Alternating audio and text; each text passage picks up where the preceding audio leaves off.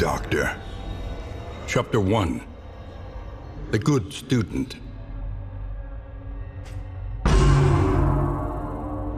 Brilliant and bold, her unconventional theories created nothing short of a scandal in her 4th year. The mocking whispers and scornful glares of her peers and professors had an ironically invigorating effect upon her extracurricular experiments. The mysteries of the human body, of life and death itself, hovered just beyond her scalpel's reach. If only she could acquire a corpse of sufficient freshness.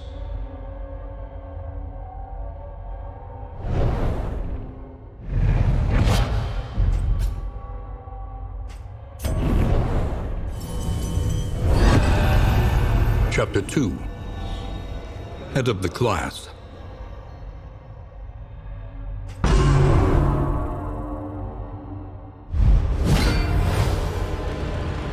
Her professor was a relic, hacking and wheezing his way through a hopelessly conventional curriculum.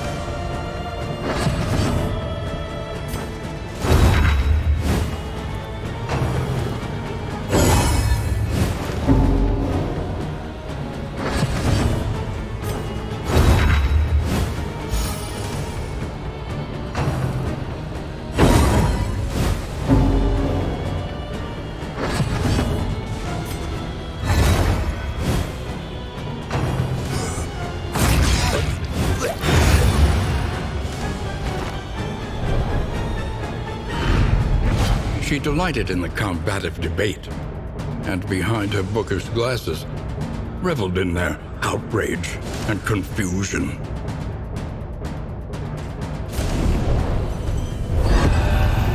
Chapter 3. Extra Credit.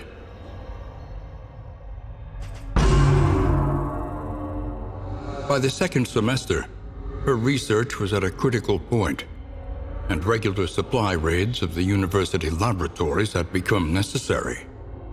During one such expedition, she stumbled upon her professor, awkwardly slumped over his podium, a bloody kerchief on the floor. Here, then, was her ideal cadaver, her long-awaited opportunity, and she would not waste it.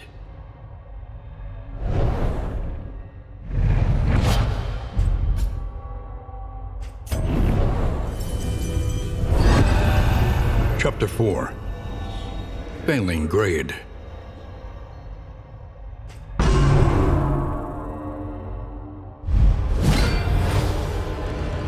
Success. Vindication. The human machine restored to action.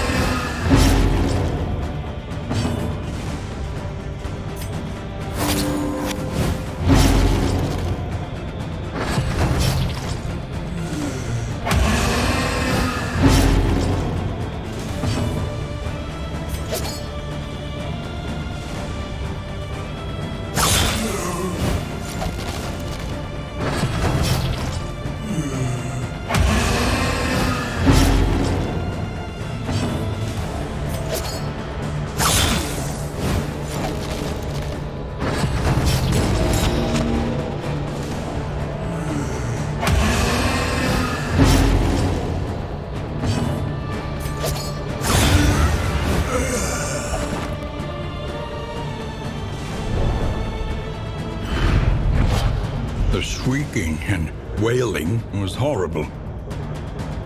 But the silence that followed was even worse.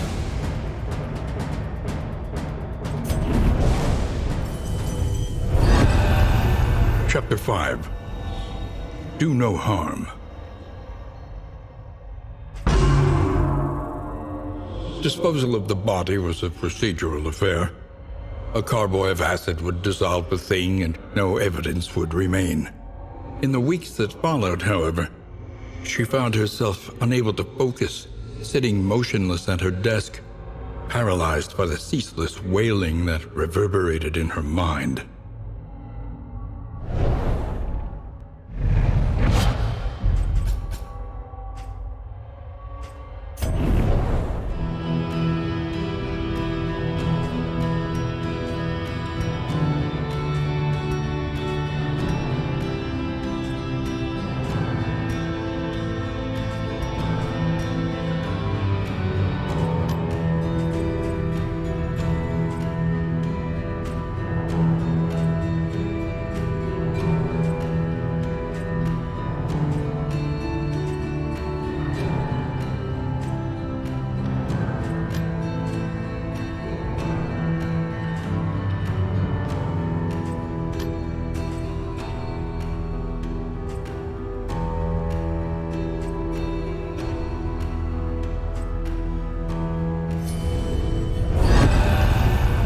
Grave Robber.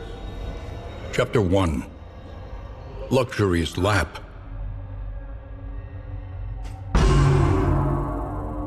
Born into money and married into more, she spent her days on horseback and her evenings in the ballroom. She was the object of her husband's boorish lust and drunken temper, placating his worst tendencies with a veneer of gracious deference, all the while indulging murderous fantasies of freedom and the fortune that would soon be hers.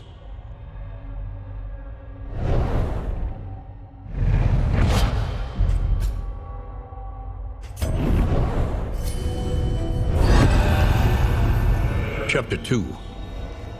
Nightcap.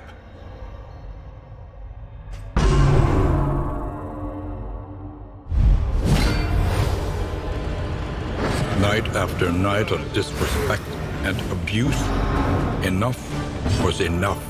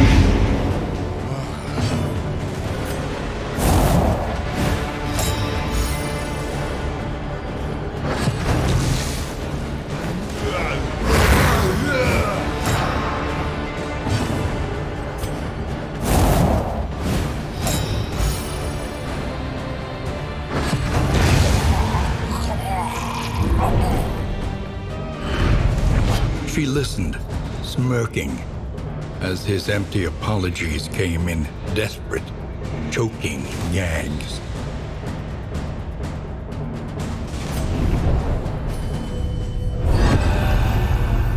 Chapter 3.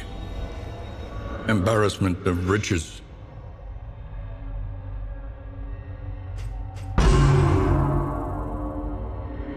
Years of decadence and financial mismanagement had left the estate in staggering debt. Humiliated and facing eviction, she wandered the empty halls, hurling inebriated indignities at the portrait of the deceased, whose hand had rested so possessively upon her shoulder. A gleam of gold on that painted paw reminded her that his rings were unaccounted for, and must have been buried with him.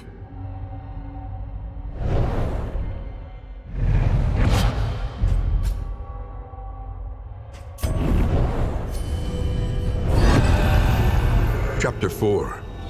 Filthy Rich. To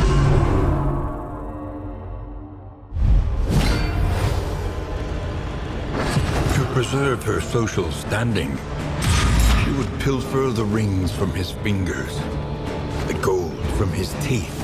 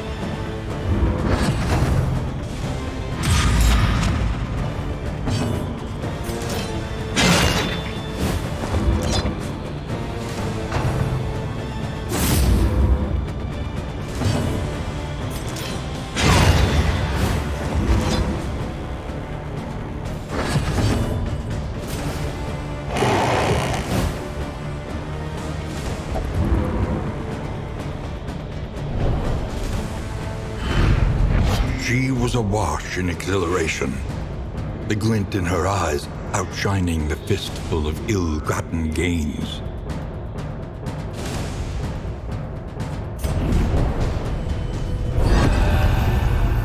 Chapter 5. The Afterparty. Armed officials dispatched to oversee the eviction were shocked to find the front doors listlessly ajar. The lavish carpets were lousy with dirt and leaves. A heap of heirlooms gleamed on the ballroom floor, rings and brooches in a careless pile. The lady of the manor, however, was nowhere to be found.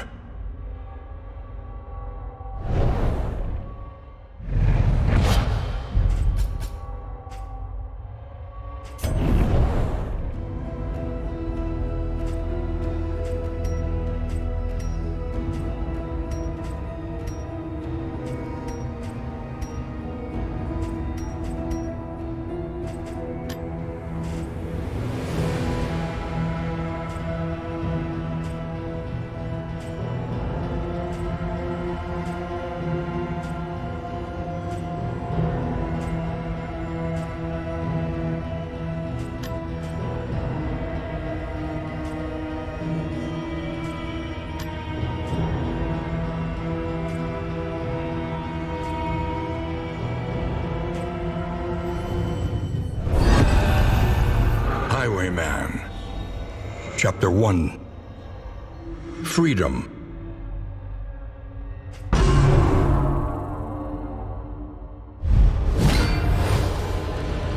A prison riot. A fleeting chance to escape incarceration.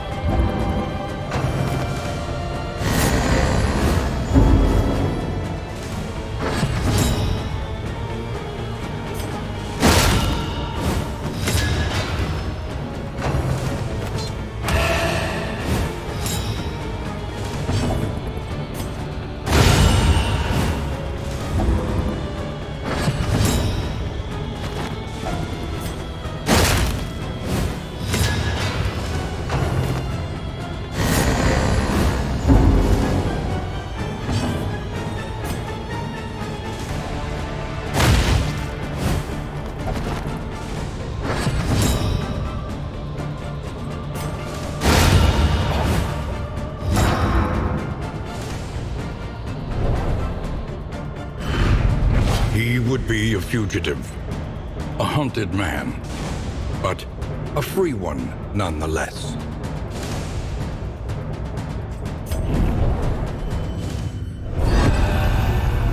Chapter 2. Laying Low. Harried by a pursuing garrison, he took refuge in the fetid canals of the city. Concealment took its toll, and soon he began to see himself in the furtive, scurrying pests that formed an unfortunate portion of his meager diet. Freedom, once so fondly imagined, had become a vortex of degradation.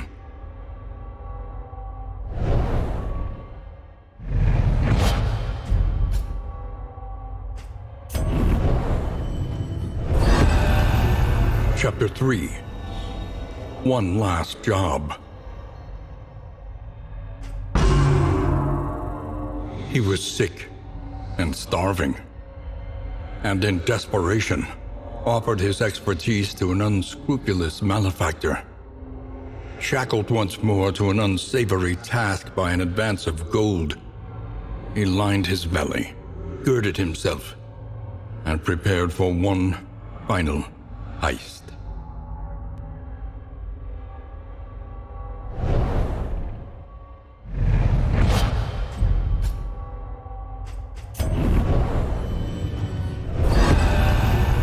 Chapter 4.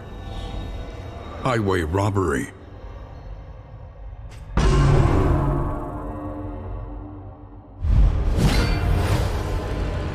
The stagecoach arrived, and he set himself to the business of bloodshed and robbery.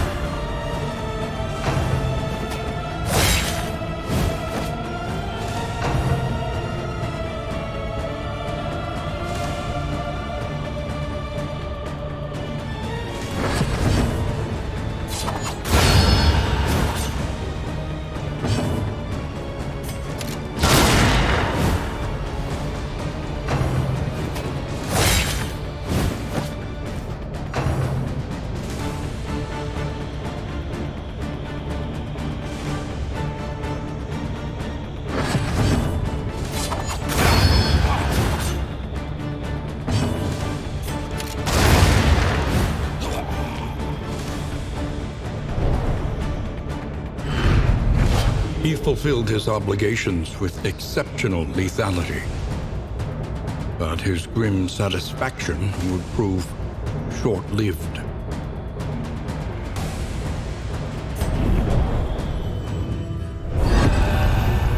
Chapter 5. Shackled.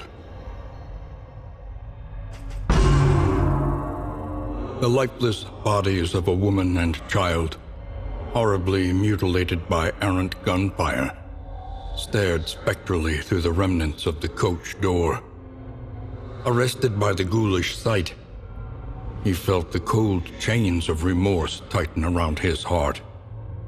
Guilt was a pursuer he could never outrun, a prison he would never escape.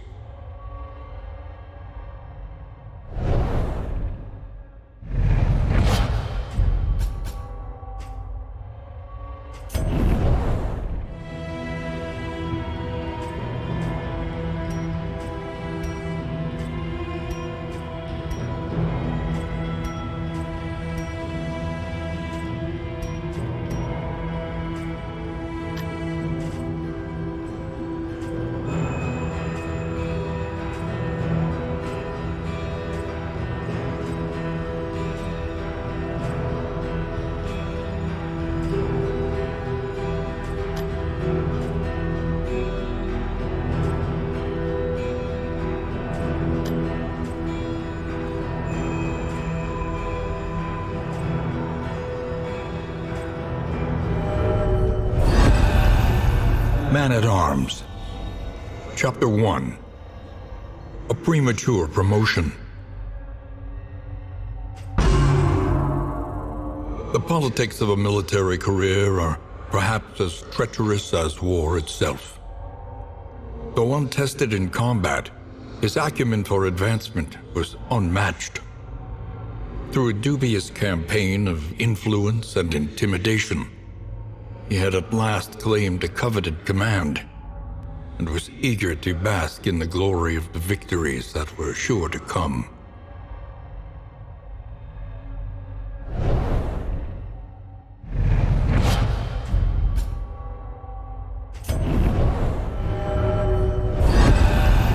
Chapter 2. A Leader of Men.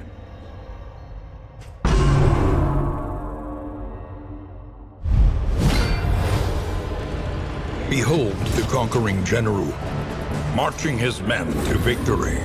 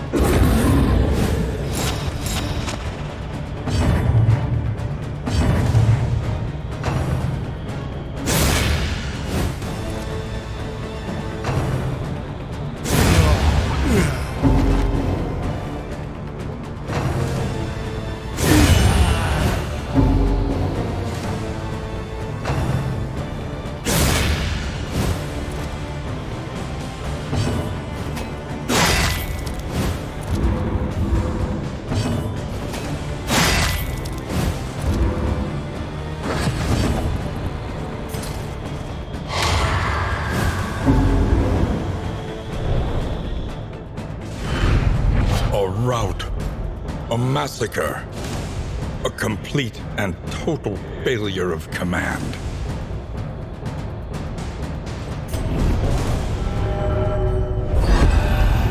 Chapter 3. One Eye Open.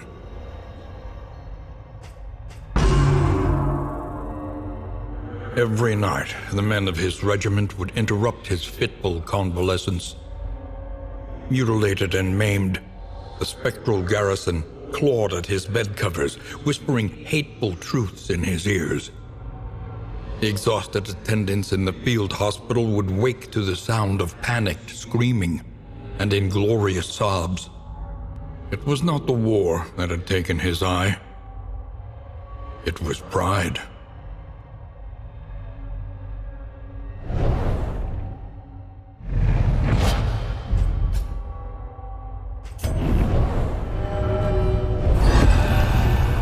Chapter 4. Ghosts of the Past.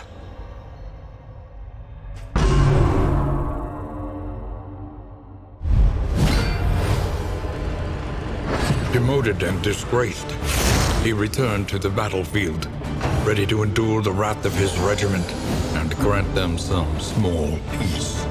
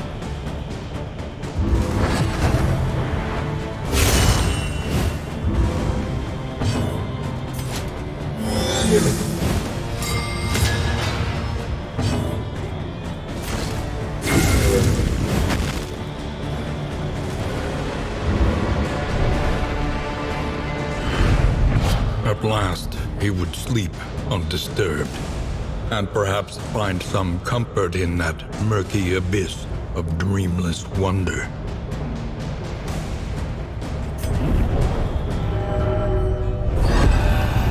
Chapter 5. In the Trenches. He resolved to spend his remaining years seeking atonement in the trenches of bloody battlefields the world over. For him, there could be no respite from the horrors of war, and when at last he was struck down, he would die alone and unremembered. Surely, he deserved no better.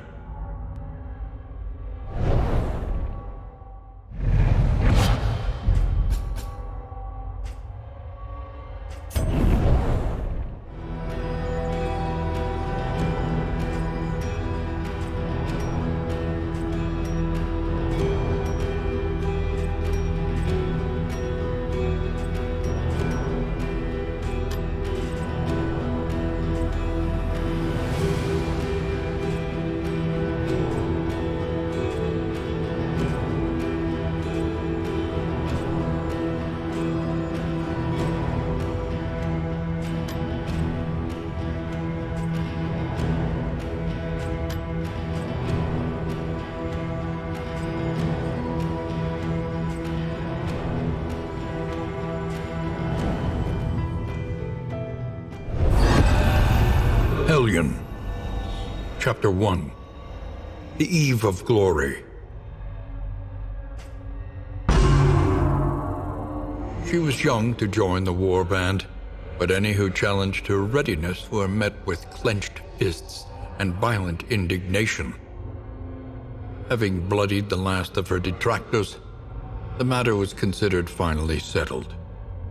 On the eve of battle, she joined her clanmates in a raucous celebration, her stein and her spirits overflowing with abundance.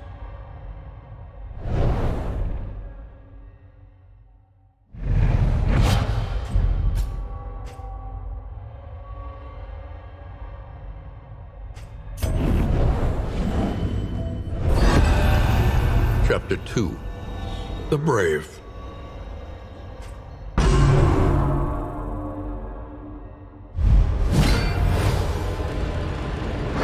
She was the tip of the spear, poised to sunder the enemy line, to live forever in the songs of her people.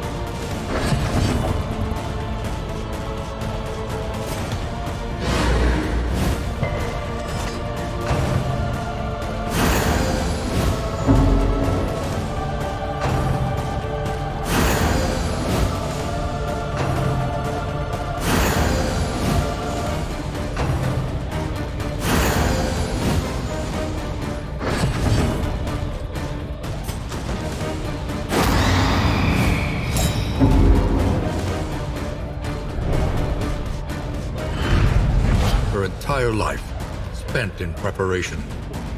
But when it mattered most, she had failed.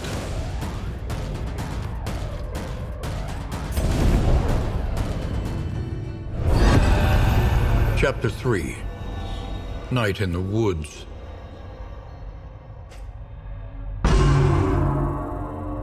As the advancing army moved on, she huddled tightly in the tree's clammy roots, hoping to be somehow swallowed up into the earth. At dawn, she woke tormented by the exuberant cries of carrion crows, come to feast upon the corpses of her kin. When at last she stirred, the scavengers took flight, repulsed by the sight of this undeserving revenant.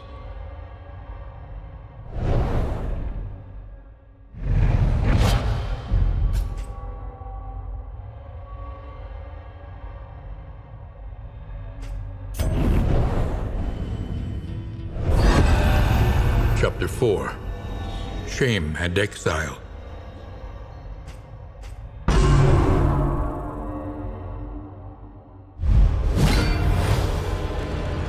She had shunned a warrior's death, and her cowardice would be impugned.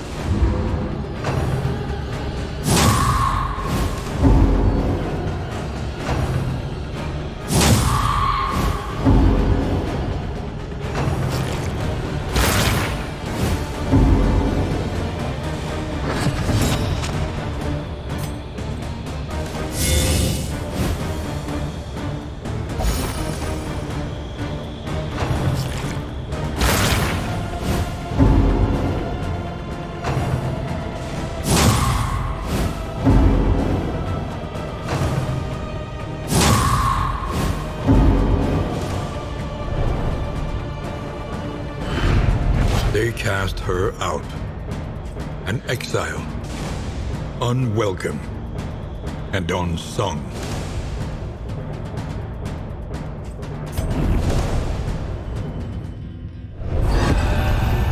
Chapter 5.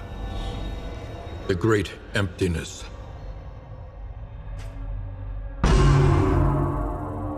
Alone and untethered, she wandered the countryside, fighting for sport and soaking her wounds in wine. She sought death at every turn, desperate for a second chance to prove her mettle. But it seemed even that terrible wraith had forsaken her. Her isolation was absolute. Her shame barely concealed by a fragile facade of fearlessness.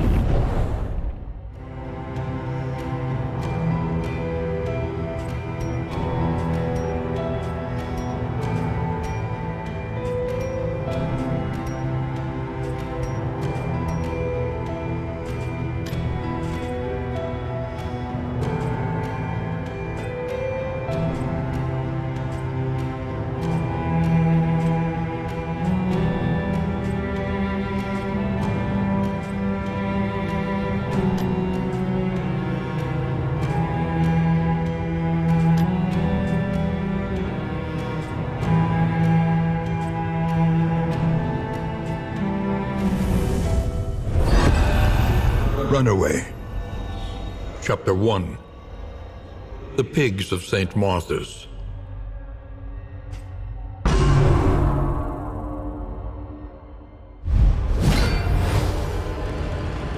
Her pious caretakers had marked her for the last time. Tonight, she would escape their cruelty at last.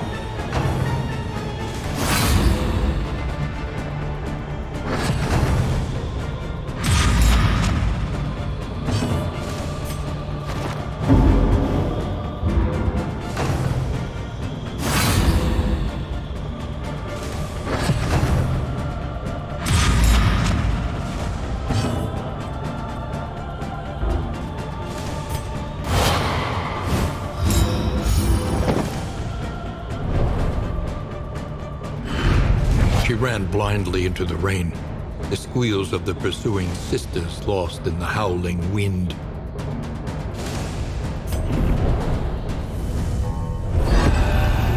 Chapter 2. Beloved. Good fortune is a rare and wondrous thing. She straggled from place to place, drenched and hungry, until a kindly woodsman and his wife happened upon her. Childless themselves, they welcomed her into their home, where she warmed herself in the glow of their hearth and hearts.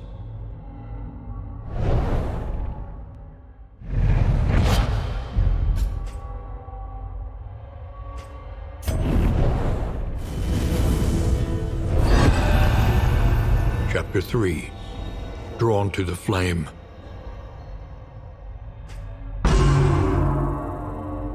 She would stay up long into the night, tending the fire. Captivated by its shifting hues, she thrilled to the eerie dance of spark and ember, running her fingers absent-mindedly over the scars that patterned her arm. The hearthlight seemed somehow alive, and in these private moments, she yearned to reach out and be touched once again by its searing embrace.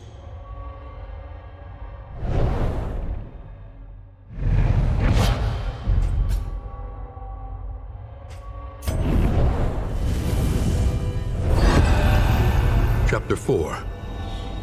Burnt Offering.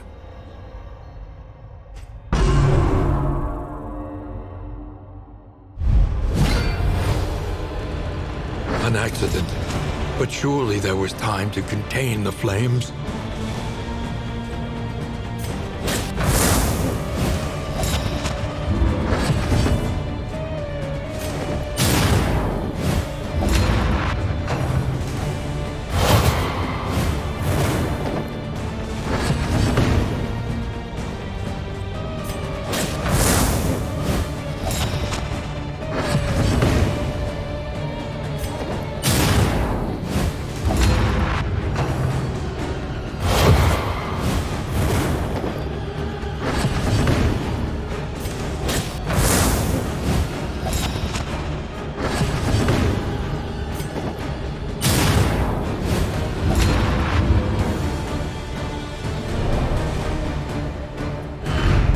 The walls were alight.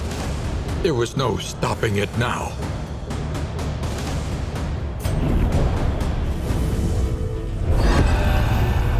Chapter 5. Ashes. She stood in the center of the inferno, transfixed by its swirling kaleidoscopic beauty. Her rapturous fixation was cut short by a heavy beam falling from the ceiling, blocking the door.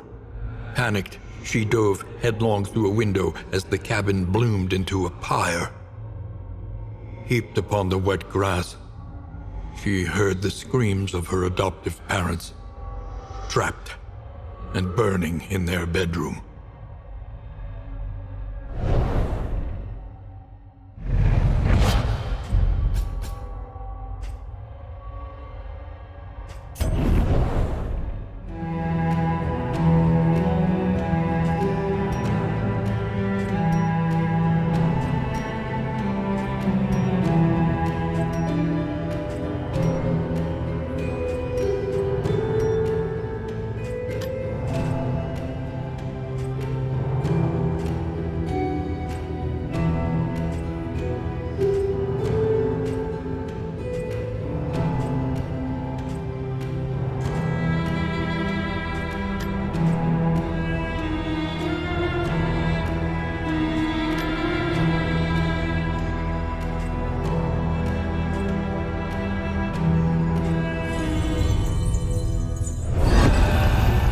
Jester. Chapter 1. Some strange melody. He was a layabout without aspiration or purpose, content to loiter on street corners, languidly busking for passers-by. Roughly ushered from the bustling commercial blocks, he wandered the forgotten corners of the city. An intoxicating melody drifted over a nearby cemetery wall, and he stumbled deliriously amongst the tombstones in search of the performer.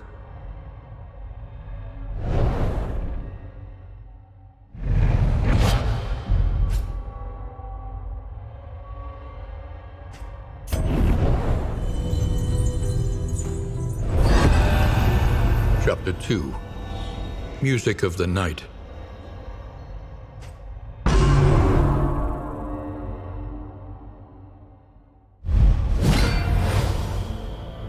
He could learn this unearthly hymn and claim it as his own.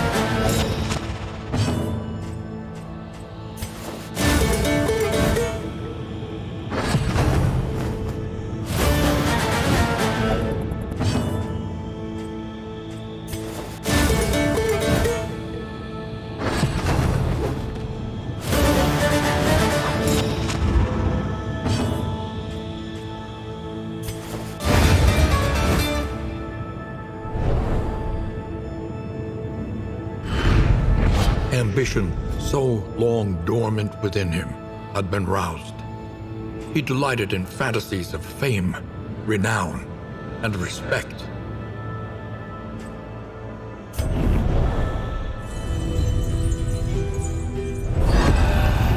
Chapter 3. Play to the Crowd.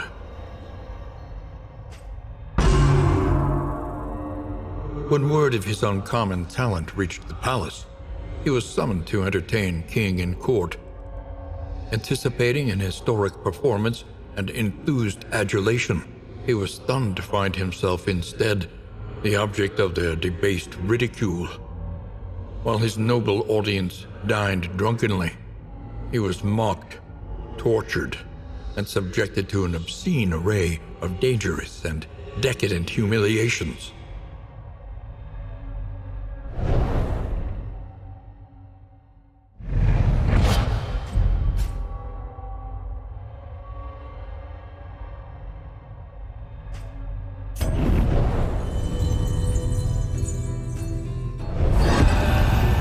Chapter 4. A Dark Song.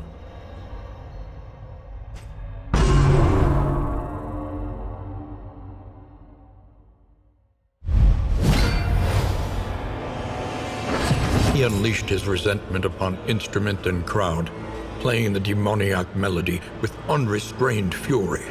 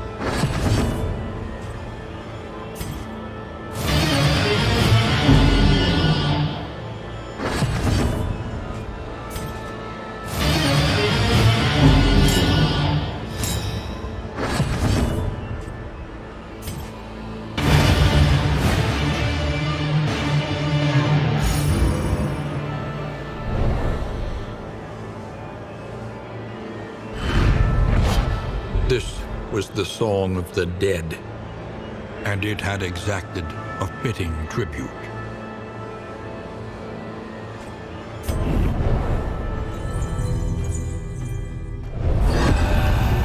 Chapter 5. Finale. Bowing low, he basked in the echoing applause of dripping blood. The scene of wholesale dismemberment drove him to fits of mirthless hysterics. He was laughing still as he placed the blade against his own hand, severing his connection to whatever twisted talent he had so fleetingly enjoyed. Aimlessly, he drifted from the hall, humming broken bars of a discordant melody he could not quite remember.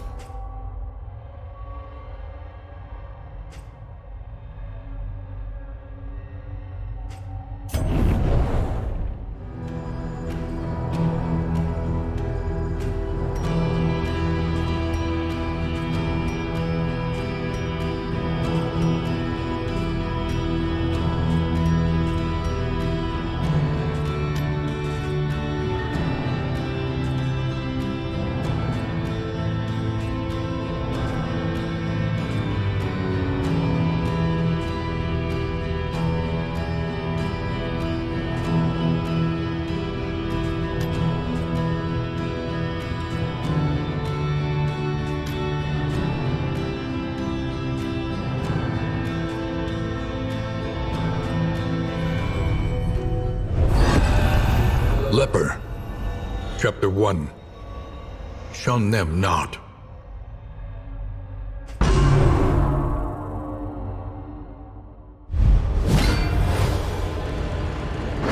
Despite the protestations of his royal advisors, he would visit with the sick and dying, providing them what comfort he could.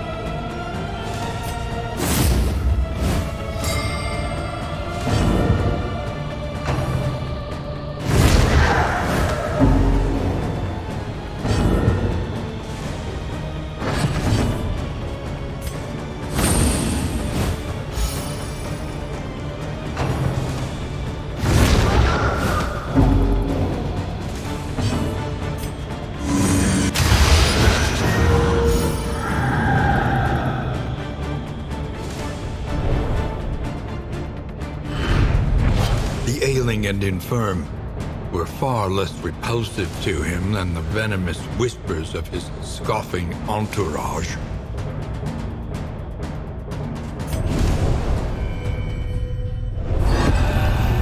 Chapter 2. Infection. Early signs could be ignored or concealed, but soon the reality was inescapable, whether by some affliction of lineage or by direct transmission. Symptoms of incurable disease began to openly manifest themselves. Racked with pain, he summoned doctors and aides from the farthest reaches of his lands, all of whom concluded the worst. The king was dying.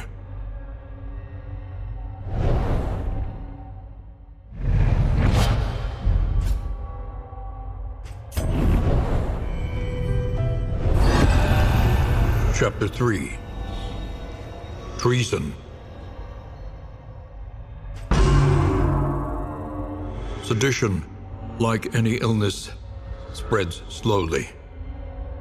Rotten with a cynical opportunism born of long-standing entitlement, the scheming circle of advisors drafted mutinous plans. Though bedridden, he had long since divined their intent and feared the disastrous results of their would-be rule. Summoning his blacksmith and his strength, he hoisted his blade and rose to meet the coming threat.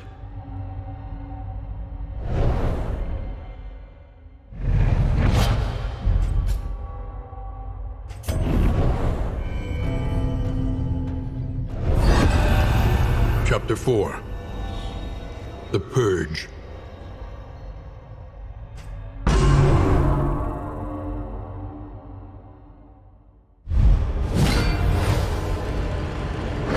He had shown his compassion. Now, he would show his fury.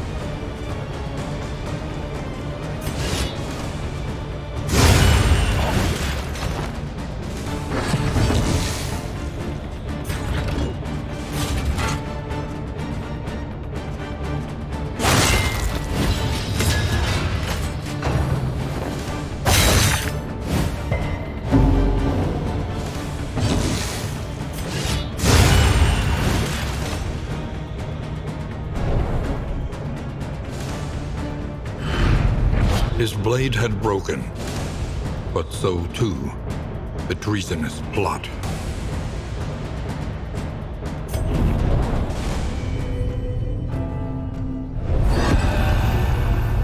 Chapter 5. a beautiful view.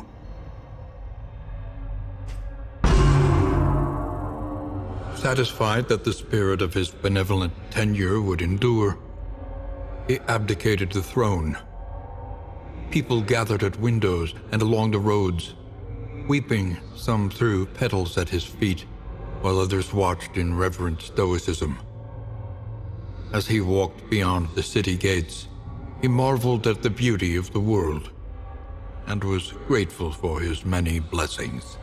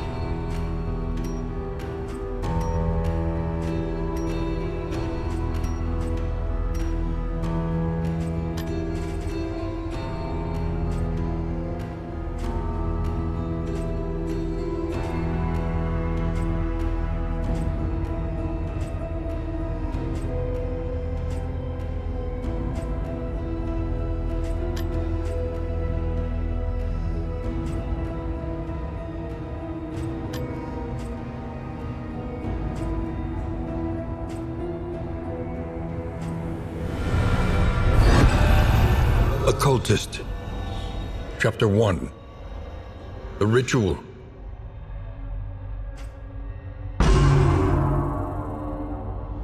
On certain portentous evenings carefully selected for their astrological potency, he would gather his devotees around the ancient onyx table, and joining hands with them, would send his spirit out into the void.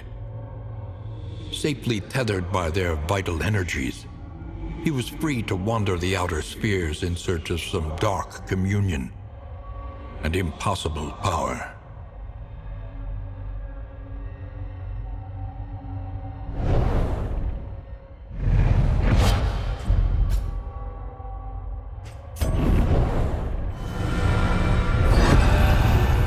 Chapter 2. A Door in the Desert.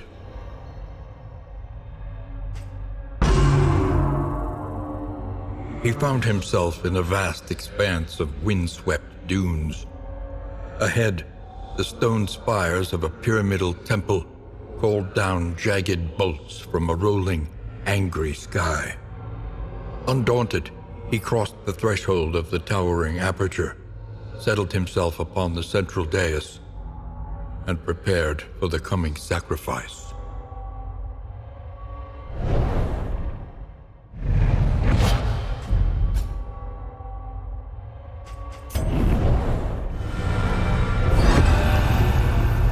Chapter 3. Some parts must die.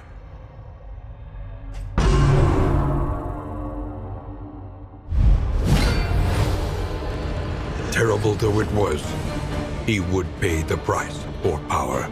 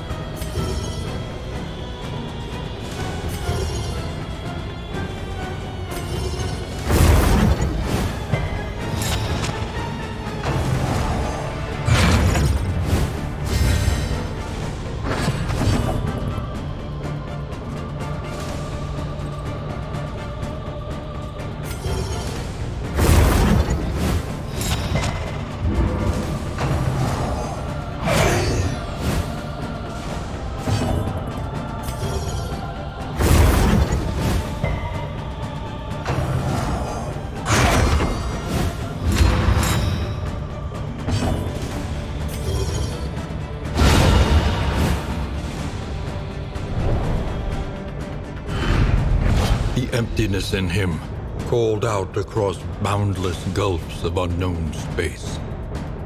For nature abhors a vacuum.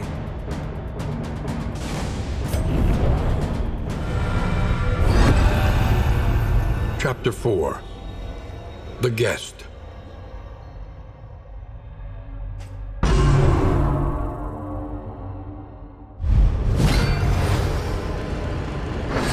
Drawing vitality from the assembled mediums, he would hold fast against the thing and harness a portion of its power.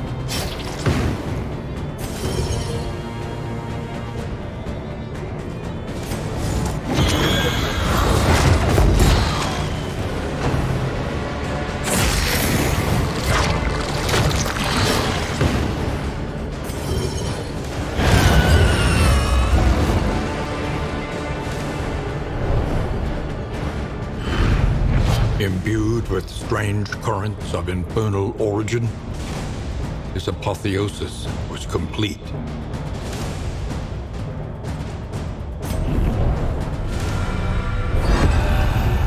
Chapter 5. An Eternal Flame. Emerging from his trance, he met the charred, steaming corpses of his acolytes with a shudder.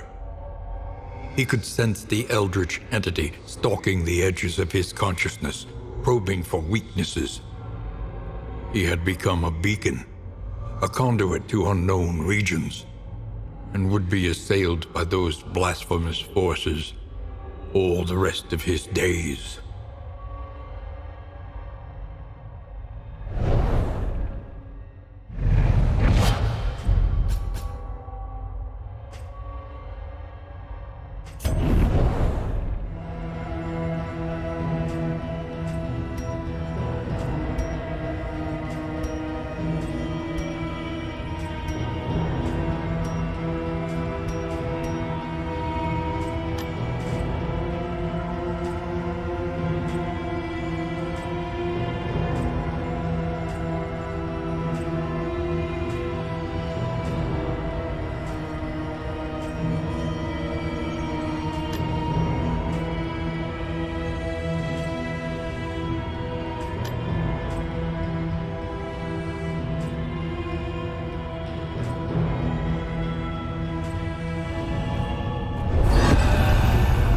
Vestal. Chapter 1. Want not.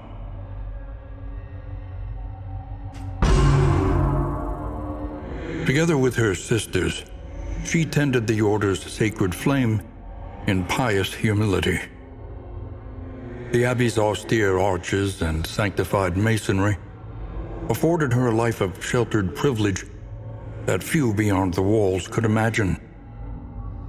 Discipline was paramount, and when forbidden desires would seek to distract her from monastic toil, she smothered them. Reluctantly.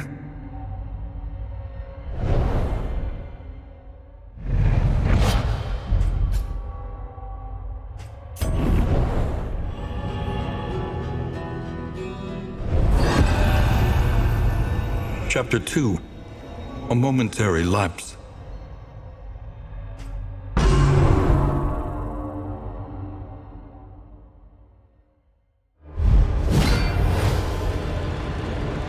She was a paragon of duty and virtue, but reminders of her deprivation were everywhere.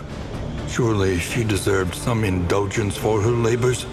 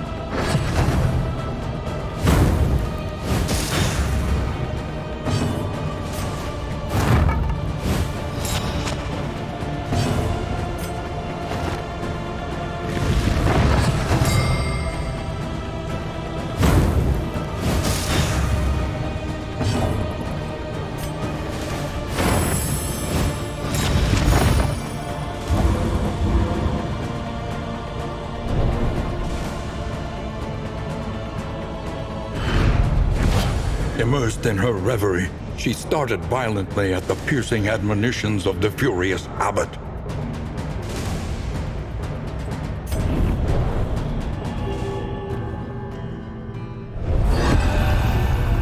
Chapter 3. No God but Men.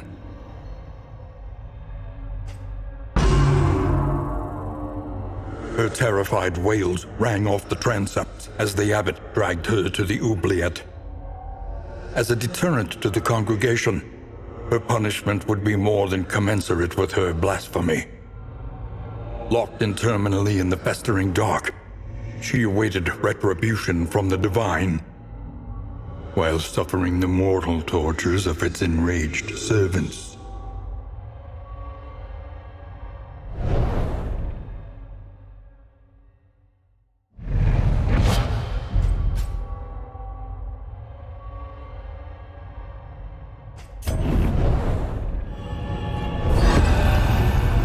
Chapter 4. Divine Intervention.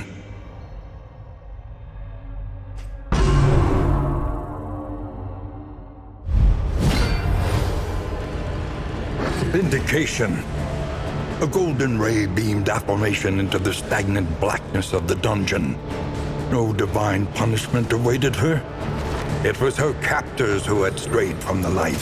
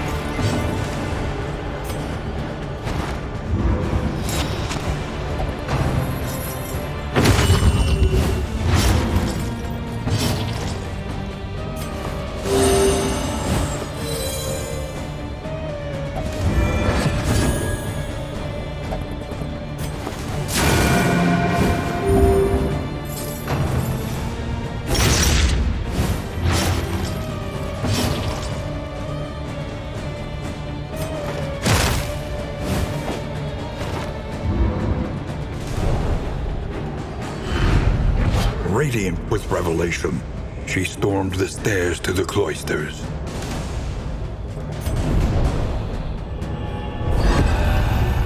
Chapter 5. Wrath.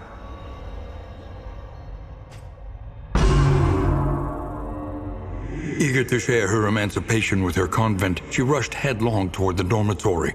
But where the chamber door once stood, she was met instead by a sheer wall of fresh masonry. Her cries of jubilation died in her throat. From behind the drying mortar and sturdy stone, there came a feeble scratching. Then her sister's last hideous gasps. The price of her wantonness would not be measured solely in blows from the flail.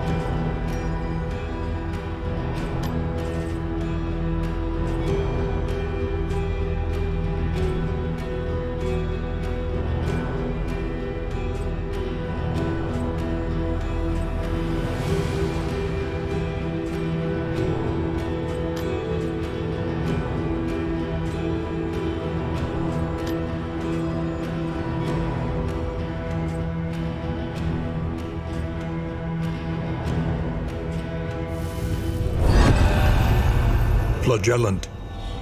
Chapter 1. Baptism.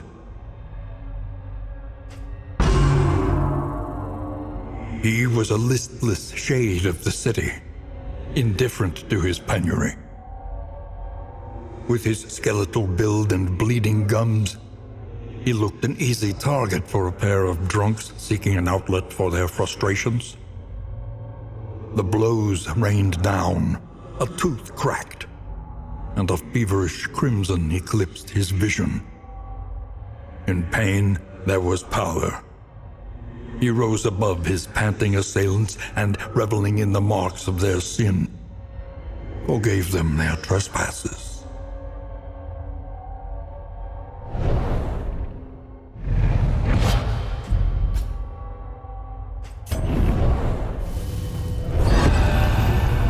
Chapter 2. In service of the divine.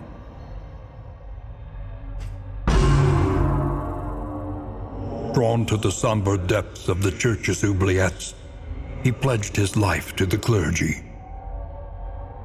There he inflicted death by slow, delicious degrees, each crack of the lash an honor, a gift, a morbid sacrament. But his zeal proved too ardent, his brethren too timid. They cast him out, rendered him once more onto the streets.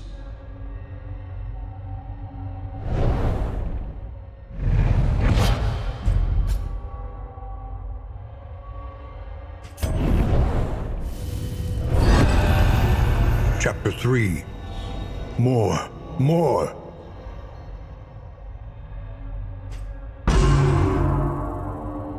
He roved out in search of torment, consuming the sin of any who would purge their misdeeds upon his body.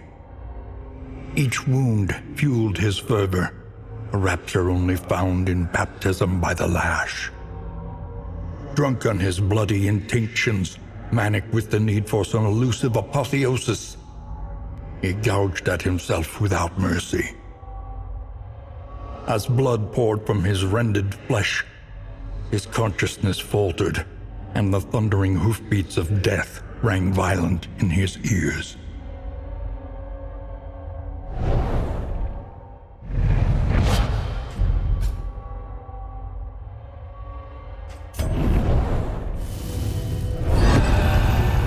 Chapter 4. Death's Door.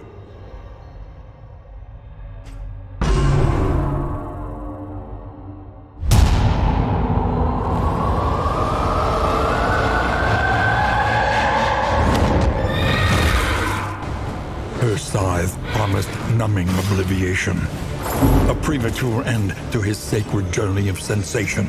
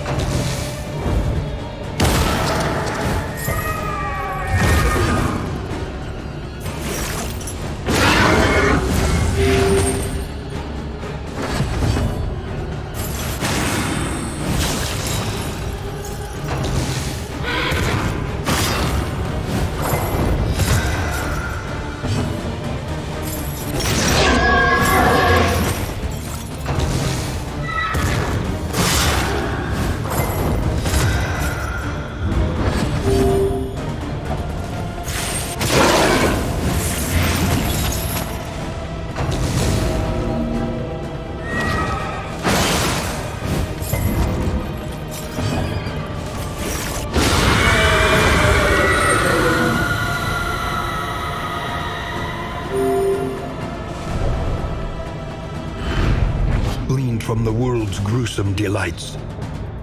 His power was enough to defy death herself.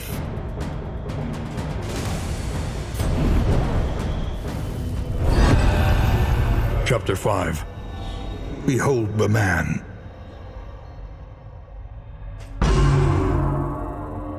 Once more he wandered, ravenous for fresh suffering and delighting in its novelty and excess. Offering himself to blade and talon alike, he became an icon writ in flesh. A living prayer to whatever gods would turn an ear. Undying, he savored his delicious declension. An eternity of pain and wrath. Heaven on earth.